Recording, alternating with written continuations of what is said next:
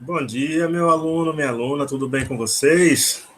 Aqui é o professor Mauro França, Geografia 1, né? Na semana passada, na sexta-feira, nós começamos nosso conteúdo e hoje a gente vai dar sequência. Vou deixar o vídeo para vocês assistirem. Os que já assistiram, parabéns. Os que não assistiram, dê uma olhadinha nesse vídeo aí, que é muito importante, tá? Então, eu já falei que o livro de Geografia vai ser disponibilizado para vocês nos próximos dias e ele é composto de 5 unidades. A gente vai começar na unidade 1, que é a geografia na era da informação e cartografia. Então, o capítulo 1 vai trabalhar a geografia na era da informação e os demais capítulos vai trabalhar a questão da cartografia dentro da geografia. Então, ele começa lá na página 13, já dizendo o que são as tecnologias da informação. Então, esse celular que eu uso com vocês aí, que vocês estão usando, o computador, o smartphone, né? O tablet, são tecnologias da informação. Então, tudo que é gerado pela informática e pelas telecomunicações, a união entre eles, vai me dar o que nós chamamos de TI, tecnologias de informação. Então, você tem hoje um ambiente virtual no qual as aulas, né, infelizmente, devido à pandemia do Covid-19, estão sendo veiculadas em forma virtual, e nós utilizamos praticamente em vários momentos da nossa vida os aparelhos aí eletroeletrônicos, né, que são fundamentais para as comunicações entre as pessoas e também para termos informações sobre o mundo. Então, aqui tem dois exemplos, né? O aluno assistindo aula ali com o celular e o aluno assistindo aula também com o computador. Então, são exemplos do uso do dia a dia da tecnologia da informação, que é importante hoje para que haja o conhecimento do espaço mundial, né? Do espaço geográfico mundial, que é o quê? O objeto de estudo da geografia.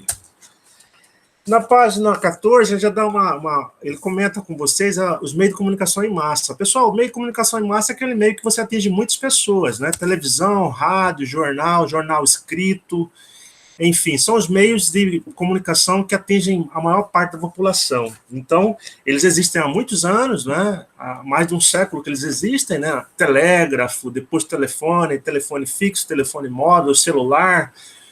Aí veio o smartphone, que é um computador de mão, né? Aí nós temos jornal impresso, jornal online, nós temos uma série de meios de comunicação em massa. O mais utilizado hoje, porque é gratuito, é a TV aberta, e depois nós temos outros meios de comunicação, entre eles a internet. Tá? O problema do meio de comunicação é que ele me dá uma série de informações e a gente tem que saber filtrar essas informações. Como assim, professor? Tem informações verdadeiras e tem informações falsas, então é necessário que você faça um filtro dessas informações. Então, nós somos bombardeados diariamente com uma série de informações, rádio, TV, jornal, celular. É uma mensagem que eu recebo. Muitas vezes tem informações ali que não são verdadeiras, grupos criminosos que usam, pedófilos que usam, traficantes que usam. Muitas vezes a gente tem que saber filtrar essas informações. Tá? Então, o crime organizado, o tráfico de drogas, eles utilizam aí os meios de comunicação, infelizmente, principalmente hoje com a tecnologia que nós temos à nossa disposição. E você tem uma série de entretenimento dentro dos meios de comunicação, principalmente dentro das redes sociais. Então, hoje você tem uma série de redes sociais, né? LinkedIn, Facebook, Instagram, WhatsApp, uma série de redes sociais que faz com que a comunicação seja praticamente ativa no dia a dia, né? Hoje a gente sente falta do nosso celular próximo, do nosso smartphone próximo, por quê? A gente entra em contato com muitas pessoas via esses pequenos aparelhos. E a gente participa muitas vezes de uma rede grande de colegas, amigos, conhecidos, parentes, mas essa rede é virtual, está dentro de uma rede social. Então, muitas vezes, dentro dessa rede social também você tem o quê?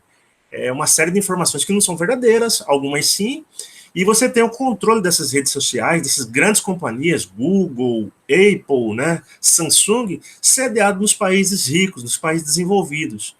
E de lá eles comandam, né, essa tecnologia no restante do mundo. Então você tem lá na sua casa um computador da Acer, você tem um smartphone da Motorola ou um smartphone da Apple, mas são companhias internacionais que estão aqui no nosso país controlando, né, esses meios de comunicação. Praticamente são as grandes transnacionais, as grandes companhias sediadas nos países ricos. E a gente contribui de uma forma ou de outra para o enriquecimento desses países. Dando sequência, ele coloca na página 15 a questão da internet. A rede mundial de computadores, ela surge nos Estados Unidos, lá na década de 60, como uma rede privada americana para o setor militar, e na década de 90 ela é disseminada na sociedade civil dos Estados Unidos, e depois ela propaga pelo mundo todo. A rede mundial de computadores, ela é uma rede no qual você tem uma série de ações, né? Uma série de conexões ali, onde você consegue, né? Você consegue receber mensagens, trocar mensagens, receber informações, trocar informações, ou seja, é uma rede que te dá uma série de conteúdos, né? Conteúdos positivos, conteúdos negativos, e é necessário que você faça o filtro, né?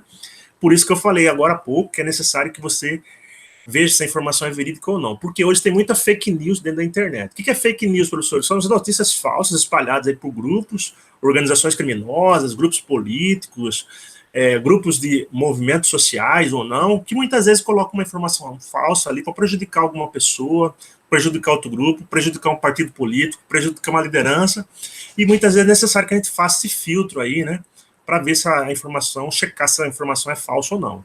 Então, hoje tem uma série de meios de comunicação em massa que, inclusive, fazem esse filtro para mostrar se a informação é verdadeira ou não dentro da internet. E tem governos, infelizmente, que tem governos que ainda fazem o quê? Fazem um tipo de ação que coíbe algumas ações de cunho social mesmo, manifestações, questões democráticas. Então, tem governos, tem países mais fechados que controlam a internet. Um exemplo que ele cita no texto é a China, que muitas coisas relacionadas à democracia lá são censuradas pelo governo. Muitos sites, muitos blogs, muitas informações que correm na internet, o governo geralmente faz um pente fino, e essas informações muitas vezes não chegam ao cidadão porque elas são bloqueadas pelo próprio sistema do governo. Tá? Então tem países como o Turcomenistão, a Eritreia, tem países aí que são muitas vezes países fechados, como a Coreia do Norte, que muitas ações democráticas não são veiculadas na internet porque o próprio governo filtra com medo, né, de uma reação, de uma ação conjunta da sociedade que possa aí, de alguma maneira, colocar pressão sobre os governos. Então, eles preferem deixar fechado, deixar censurado essa internet para que as informações democráticas, as informações a nível geral da sociedade, não circulem livremente. No nosso país não tem isso, a internet no Brasil é liberada, né, o governo não censura, apesar de nos últimos tempos aí ter havido alguma censura por parte de alguns órgãos do governo, principalmente do governo federal. No item 4 do livro, lá na página 19, ele fala sobre o espaço geográfico. Então, o espaço geográfico é aquele espaço no qual nós estamos nele, né? A nossa cidade, o nosso bairro, a nossa casa, enfim, o nosso estado, o nosso país, o nosso mundo, e esse é o espaço geográfico. O espaço geográfico passa por modificações, tá? E quem mais modifica o espaço geográfico, todos nós sabemos que é o próprio homem.